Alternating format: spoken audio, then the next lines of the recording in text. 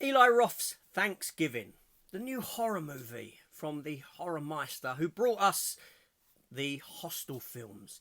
Is this a film that I sat down and I was thankful for watching?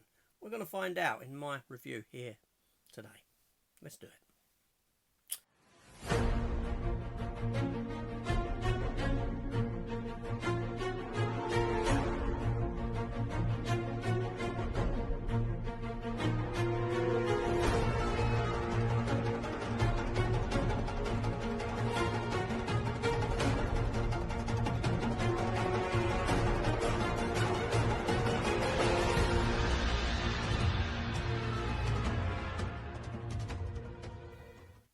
Hello everyone and welcome back to the channel and welcome to my review for Thanksgiving. Now this film here started its days as one of those fake trailers between Quentin Tarantino's Death Proof and Robert Rodriguez's Planet Terror in Grindhouse. This is the third film of those fake trailers to get made into a film.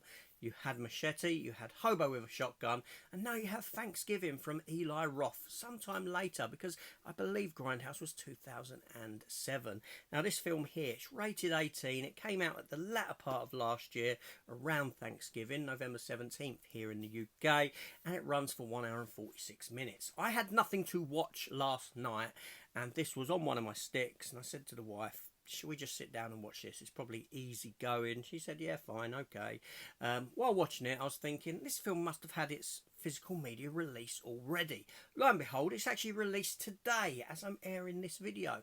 It is released on the 26th of February. Yes, so is this a film that is worth picking up? Is this a film that I am going to pick up now that I have seen it and watched it?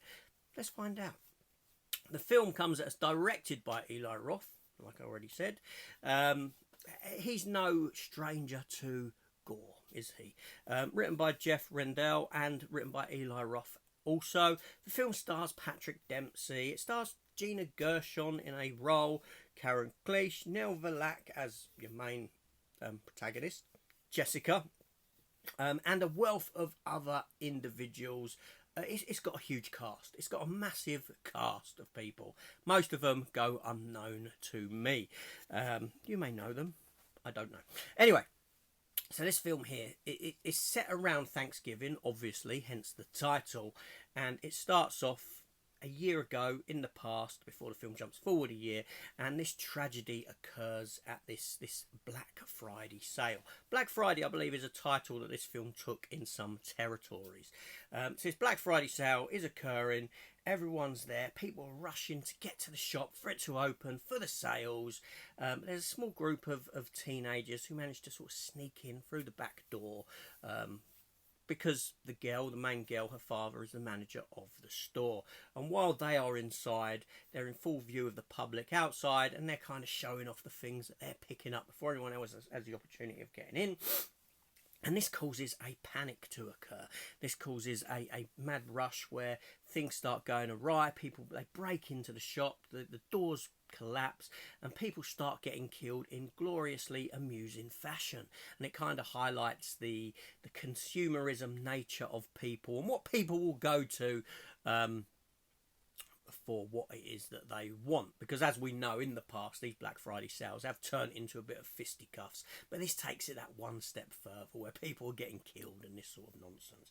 Like I said, the film then jumps forward a year, and we meet up again with our young cast of individuals. Patrick Dempsey is a police officer who investigated the goings on, like the sheriff,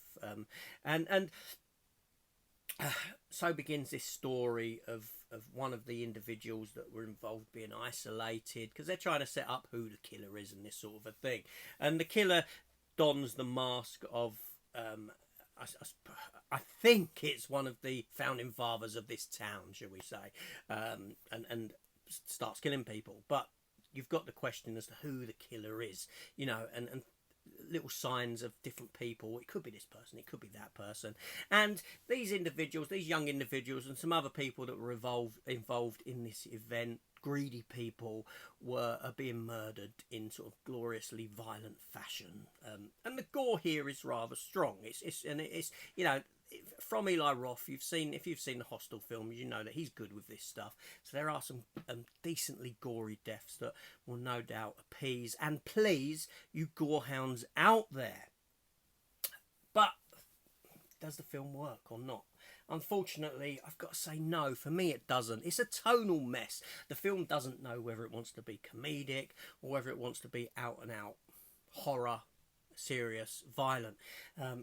Scream always had a sort of tongue in its cheek, and this wants to aim for that Scream audience, but it kind of takes it more down the route of a Looney Tunes cartoon kind of a feel to it.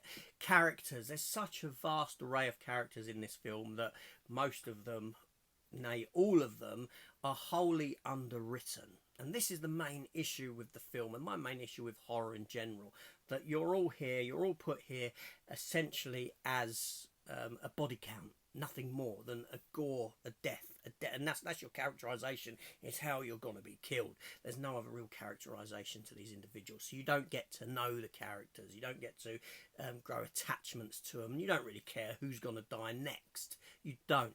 Now, Patrick Dempsey, I was surprised that he was in this film. I had no idea until the film started. I haven't seen a trailer for the film beyond what was in Grindhouse all those years back, and I haven't seen people's reviews for the film, so I don't know what the general consensus of the movie is. But for me, it's certainly a film that didn't work for the reasons that I've already explained. Tonally and characterization, it's just a mess. Watching a film because it's got some decent kills in it makes no real sense to me whatsoever. It's not a reason why I would go back and watch a film. So, the question's already been answered. Would I pick this up? Will I be picking this film up? The answer is no. This is not a film required for my collection. But if it worked for you, that's fantastic. And I'd love to hear from you in the comments down below. Let me know what you thought of this film. Let me know that you loved it. Let me know that you're picking it up today. Because it's subjective, isn't it? What we like and what we don't. And that's fantastic that we have different opinions and we can talk about them. But yeah, for me, not one that I will pick up. Not one that I will endeavour to ever watch again. And I hear a sequel's in the works. Oh well, there we go. Anyway, that's it. That's me done. Remember, comments open. Thumbs up, thumbs down, whatever way you want to go. All good. And see you on the next one. Why not hit the subscribe button while you're here? See you later.